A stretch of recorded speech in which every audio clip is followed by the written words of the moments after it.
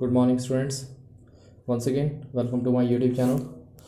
This is fifth part related to the class 10th video, natural vegetation, wildlife and soil.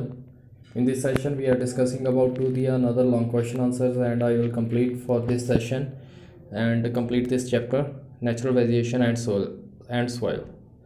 Now, without wasting your time, start with this session. First ਜਿਹੜਾ page ਹੈ ਇਹਦੇ ਵਿੱਚ ਤੁਹਾਨੂੰ ਦਿਖਾਇਆ ਜਾ ਰਿਹਾ ਵਾ ਵੀ ਕਿਸ ਤਰੀਕੇ ਦੀ ਸਾਡੇ ਜਿਹੜੇ ਲੈਂਡਸ ਦੀ ਡਿਸਟਰੀਬਿਊਸ਼ਨ ਹੋਈ ਆ, ਲੈਂਡਸ ਦੇ ਨਾਲ ਜਿਹੜੀਆਂ ਸੋਇਲਸ ਆ ਉਹ ਕਿਵੇਂ ਕਿਵੇਂ ਮਿਲਦੀਆਂ ਨੇ।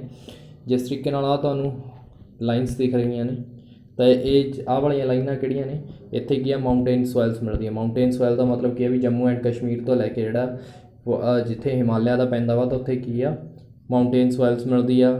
ਜਿਹੜੀਆਂ ਡਾਟਸ ਨੇ ਇੱਥੇ ਐਲੂਵਲ ਸੋਇਲਸ ਮਿਲਦੀ ਆ, ਠੀਕ ਹੈ ਜੀ। ਤਾਂ ਇਸੇ ਤਰੀਕੇ ਨਾਲ ਤੁਹਾਨੂੰ ਦੱਸਿਆ ਗਿਆ ਵੀ ਕਿਹੜੇ ਕਿਹੜੇ ਏਰੀਆ ਦੇ ਵਿੱਚ ਇਹ ਚੀਜ਼ਾਂ ਮਿਲਦੀਆਂ ਨੇ, ਤਾਂ ਬਣਾਇਆ ਗਿਆ ਤਾਂ ਜੋ ਤੁਹਾਨੂੰ ਬੈਟਰ ਅੰਡਰਸਟੈਂਡਿੰਗ ਹੋ ਸਕੇ।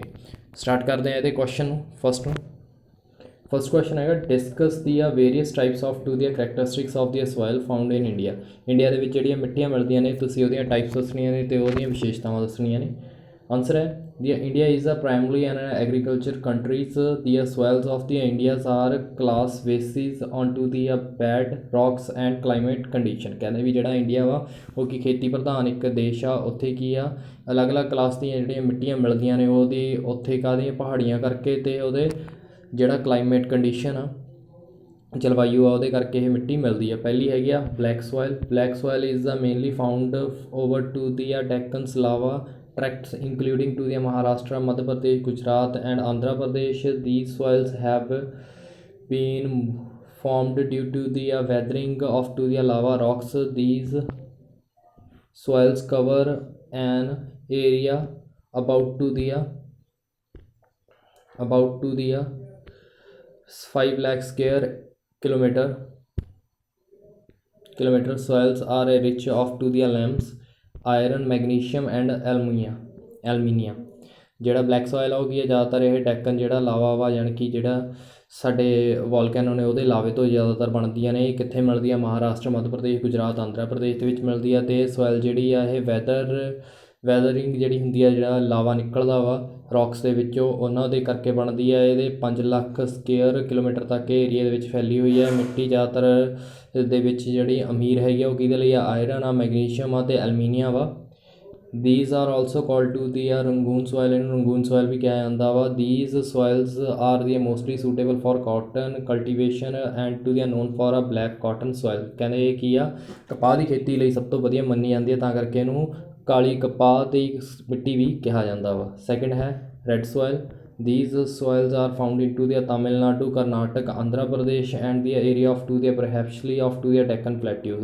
ਵੀ ਜਿਹੜਾ ਸਾਡਾ ਡੈਕਨ ਪਲੇਟਿਊ ਆ ਉਹਦੇ ਵਿੱਚ ਇਹ ਤਾਮਿਲਨਾਡੂ, ਕਰਨਾਟਕ ਅਤੇ ਆਂਧਰਾ ਪ੍ਰਦੇਸ਼ ਦੇ ਏਰੀਆ ਵਿੱਚ ਮਿਲਦੀ ਹੈ। these soils have to be found due to the decomposition of to the delayings of the igneous rock। ਵੀ ਜਿਹੜੇ igneous rock ਜਿਹੜੀਆਂ ਟੁੱਟਦੀਆਂ ਭੱਜਦੀਆਂ ਨੇ ਤਾਂ ਉਹਦੇ ਕਰਕੇ ਮਿੱਟੀ ਜਿਹੜੀ ਆ ਉਹ ਬਣ ਕੇ ਤਿਆਰ ਹੋ ਜਾਂਦੀ ਹੈ।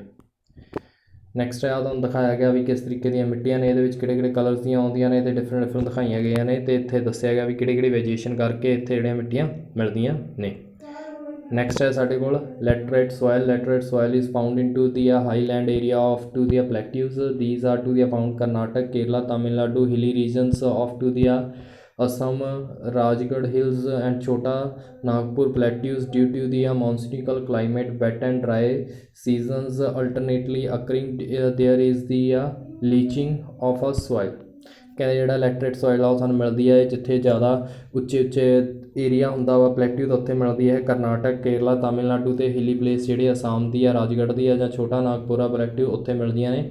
ਇੱਥੇ ਕੀ ਆ ਜਿਹੜਾ ਮੌਨਸੂਨੀ ਕਲਾਈਮੇਟ ਬਣਿਆ ਹੋਇਆ ਵਾ ਜਿੱਥੇ ਕੀ ਆ ਗਿੱਲਾ ਅਤੇ ਗਰਮੀ ਹੋਣ ਦੇ ਕਰਕੇ ਇਹ ਜਿਹੜਾ ਇੱਥੇ ਜਿਹੜੀ ਮਿੱਟੀ ਆ ਉਹ ਲੀਚਿੰਗ ਜਿਹੜੀ ਸੋਇਲ ਉਸ ਤਰੀਕੇ ਨਾਲ ਬਣ ਚੁੱਕੀ ਹੈ।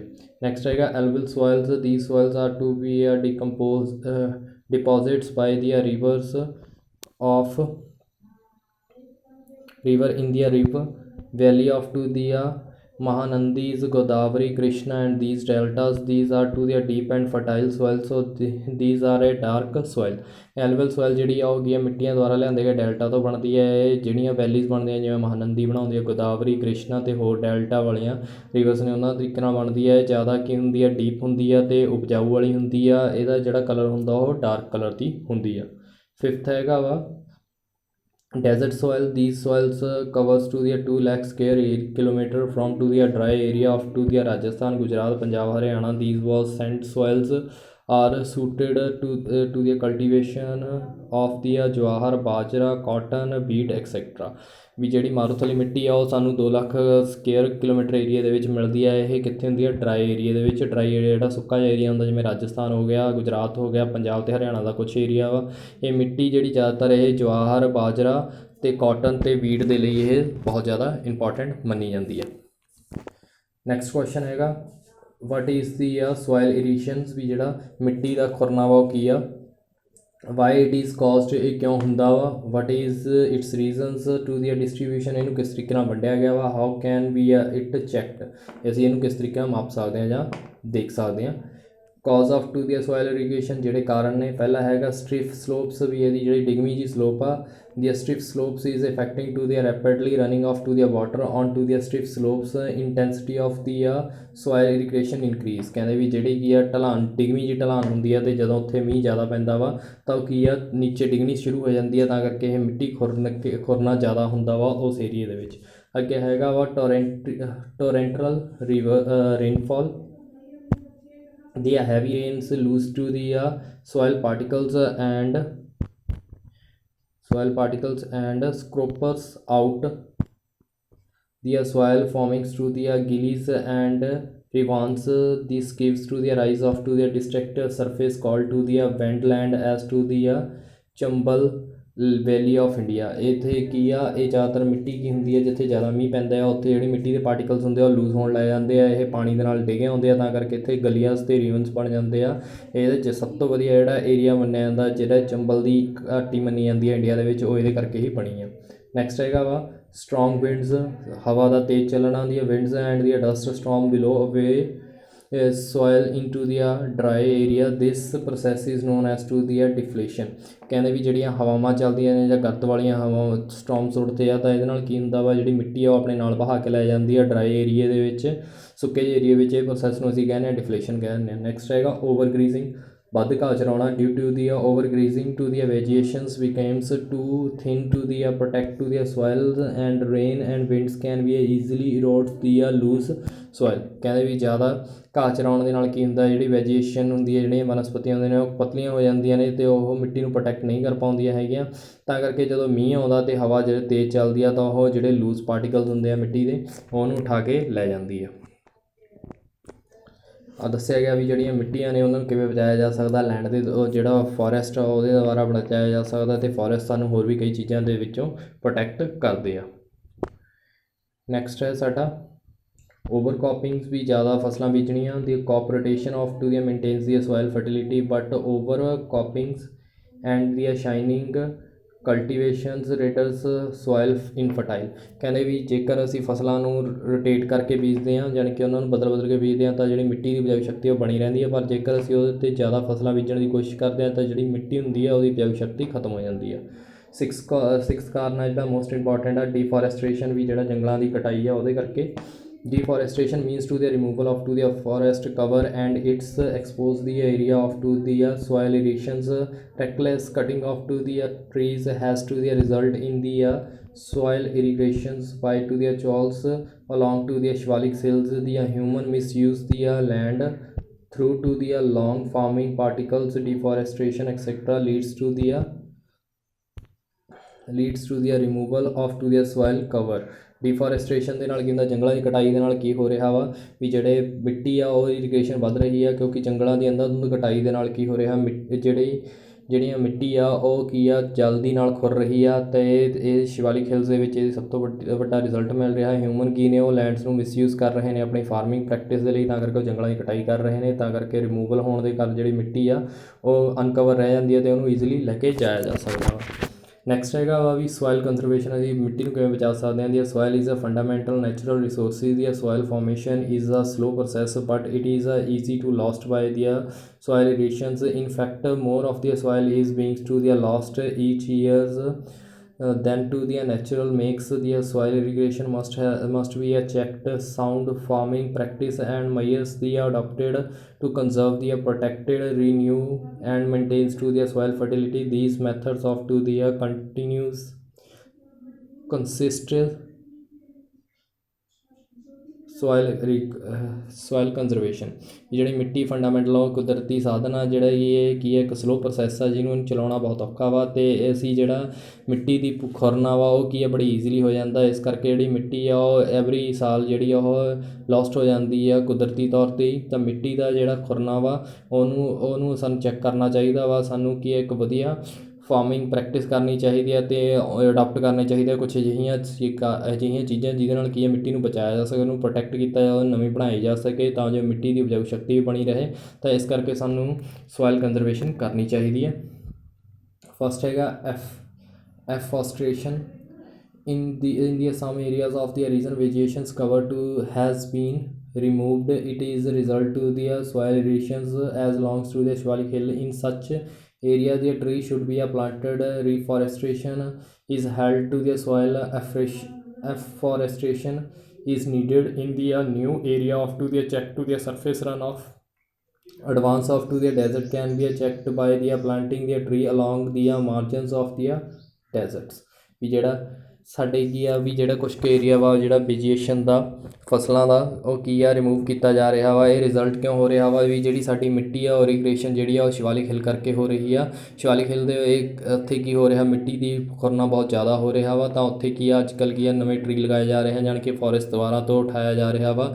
ਇਹ ਉਹਨਾਂ ਏਰੀਆ ਦੇ ਵਿੱਚ ਬਹੁਤ ਜ਼ਰੂਰੀ ਹੈ ਜਿੱਥੇ ਇਹ ਕੀ ਆ ਸਰਫੇਸ ਜਿਹੜਾ ਮਿੱਟੀ ਜਿਹੜੀ ਆ ਉਹਦੇ ਨਾਲ ਉੜ ਕੇ ਚਲੀ ਜਾਂਦੀ ਆ ਅਤੇ ਇਹ ਸਾਡੇ ਜਿਹੜੇ ਐਡਵਾਂਸ ਡੈਜ਼ਰਟ ਨੇ ਉਹਨਾਂ ਨੂੰ ਵੀ ਅਸੀਂ ਜੇਕਰ ਪਲਾਂਟ ਲਾਇਆ ਦਿੱਤਾ ਜਾਵੇ ਤਾਂ ਉਹ ਡੈਜ਼ਰਟ ਨੂੰ ਵੀ ਅਸੀਂ ਚੇਂਜ ਕਰ ਸਕਦੇ ਹਾਂ ਜਾਂ ਉਹਦਾ ਏਰੀਆ ਕੀ ਆ ਉਹਨੂੰ ਘਟਾ ਸਕਦੇ ਹਾਂ। ਨੈਕਸਟ ਹੈਗਾ ਵਾ ਕੰਟਰੋਲ ਗਰੀਜ਼ਿੰਗ ਵੀ ਕੀ ਆ ਸਾਨੂੰ ਜਿਹੜੀ ਜ਼ਿਆਦਾ ਕਟਾਈ ਜਾਂ ਤੁਸੀਂ ਕਹਿ ਲਓ ਜ਼ਿਆਦਾ ਘਾਹ ਚਰਾਉਣਾ ਦੇ ਉੱਤੇ ਕੰਟਰੋਲ ਕਰਨਾ ਚਾਹੀਦਾ। Number of to the animals to be graze on the slope should be according to the carrying capacity of to the pastures it gives the times to the graze to the grow again.